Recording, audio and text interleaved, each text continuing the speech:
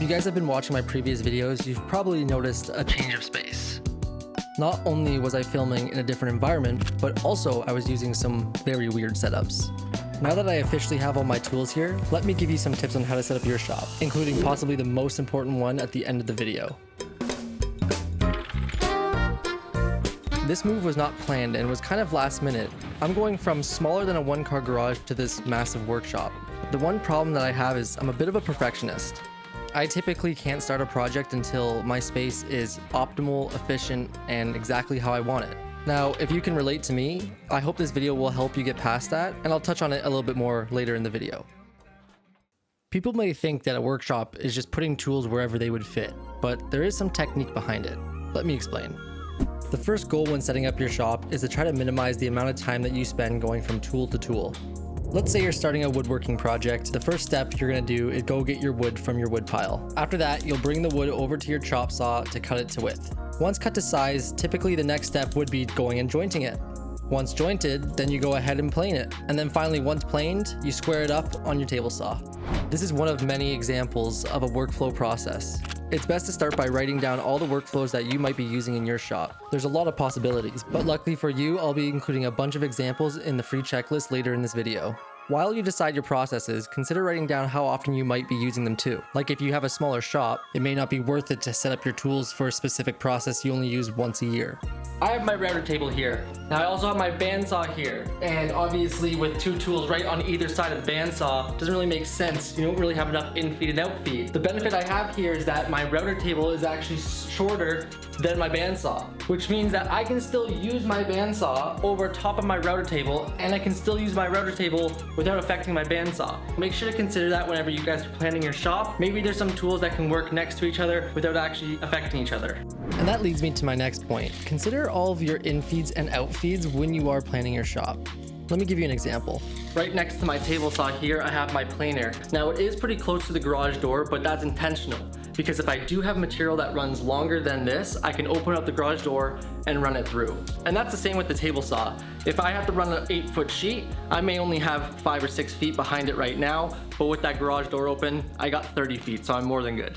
Now this video is jam-packed with a lot of information, so I want to make it easy for you guys. I designed a 10-step, easy-to-follow workshop planning guide. It even includes more than what was said in this video. And because I don't want you guys to go through the same stress that I had to go through when setting up a shop, it's 100% free and you can download it with the link in the description. But what about when it comes to your layout and how much space to leave for specific tools?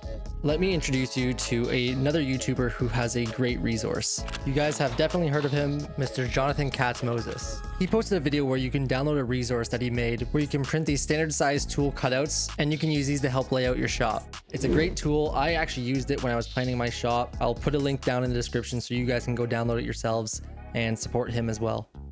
Now, a couple other things I want to bring up. Stuff like your dust collection. I like to have it near the entrance, and right now I don't have a dust collector, but when I do, it's right by the door that goes into my garage.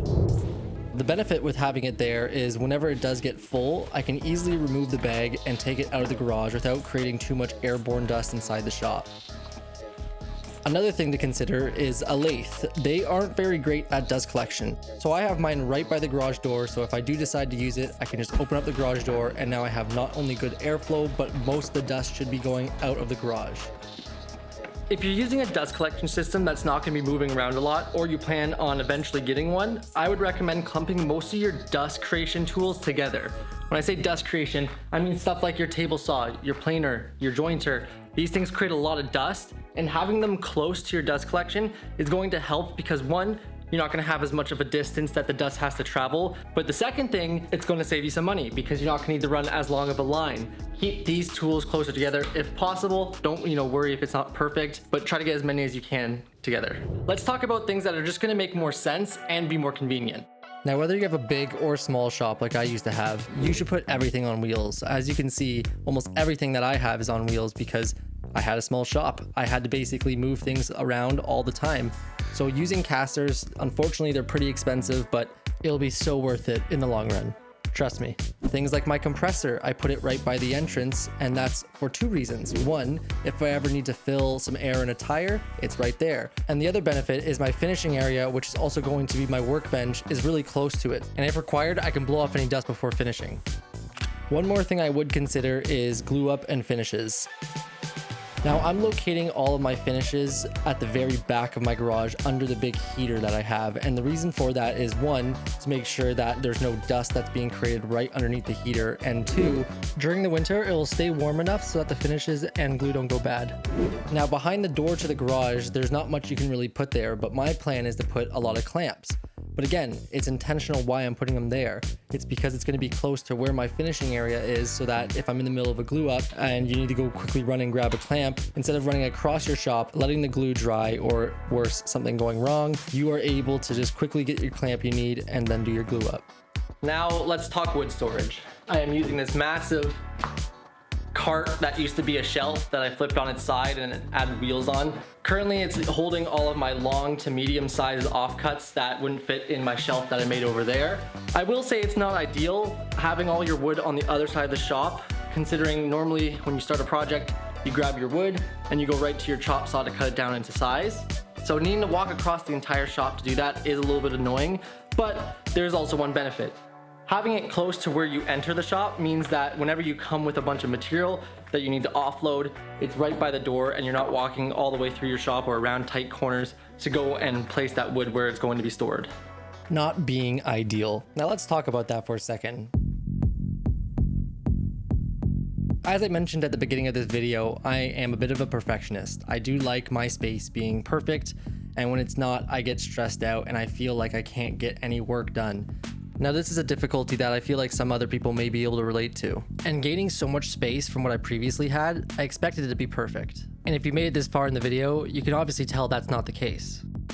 Even though it seems like I have my layout figured out, this is actually the fourth time that I've changed it completely. I spent almost a week just sitting there staring at my shop. I tried to make every point that I brought up in this video perfect, and I think I came to the realization that's not possible. I ran into scenarios like where my spindle sander didn't have a spot near where I was doing my templates, and it may never have a spot, so I had to sacrifice it for now. And even my current layout might have to change. An example is that my lathe is taller than my current table saw setup, and that means I may have to work around it or make a change. I think what I'm trying to say here is that with each layout that you come up with, you have to experience what it's like to use it. That may mean making a whole redesign or small tweaks along the way. And you may even get new tools that come in different sizes, which means you may have to change the shop as you go. So I think there isn't really such thing as a perfect shop. Rather than letting your creativity get in the way of you trying to make everything perfect, use it to solve problems as they arise. Here's an example. Currently, I just threw all my hand tools in this corner and it's extremely disorganized. But in the coming weeks, I'm going to be making a video on building a custom storage solution for all of this. And then following that video, I'll eventually be making videos on my planer, my jointer, my router table. All of these creative builds are going to come over time, but in the end, they'll be giving me more space and more storage. But even though those days aren't here yet, let's talk about storage. One of the best things you can do when it comes to storage is having whatever you need close by to the tool that you're using. An example could be fasteners. I built these really crappy drawers under my miter saw where there was an open spot, and this is located right by my finishing area. Now let's consider a router table. It's probably best to keep all your router bits stored in or close by to your router table, whether that's a cart or a station. But then look at things like a jointer. There's not many things you may need to store here, so this is a good place to put tools that don't need their own station or carts. Now let's quickly talk about the Sparky side. Now, in terms of lighting, there's two types of people. There's the creator that needs lights that are going to be good for camera shots. And then there's the average woodworker who just needs to be able to see what they're doing. Now, when it comes to what type of light to use, I have always used LEDs. Not only are they energy efficient, but they also last longer and they don't generate a lot of heat. Now, luckily I have a plug that's connected to all the lights in my garage. If you don't have that, I have a solution. Now, this is something I used to do at my old shop, and that's using a smart plug. Having a smart plug connected, you can use, a smart device or your phone to turn on your lights whenever you need. So you can go crazy with how many lights you install. But more light is good because it helps you see. Another really good thing is natural light. As you've probably noticed, I have this massive window and it's right next to where I do my finishing. One of the benefits is that natural light can really show imperfections in your finish and your sanding. Now, when it comes to power, obviously you want to make sure you have power close to the tools you plan on using. But in scenarios where you can't, you can always use some extension cords or something like this retractable one. Right now, I don't have my power situation figured out, but I do plan on getting a full dust collection system and a full power setup, which you guys will be seeing in the near future. So where does that leave us? Now, when it comes to planning your shop, this shop is yours, meaning you need to make it yours. I want you to also consider the fact that you need to have your own personal touch. Make sure to consider, do you have things that you want to hang on the walls? Do you have things that you want to display? These are things that matter to you, and it's what makes your space yours. So make sure to consider it, and don't just put it aside because you don't think it matters. We're going to be spending a lot of time in our shops, so let's make it something that we enjoy being in.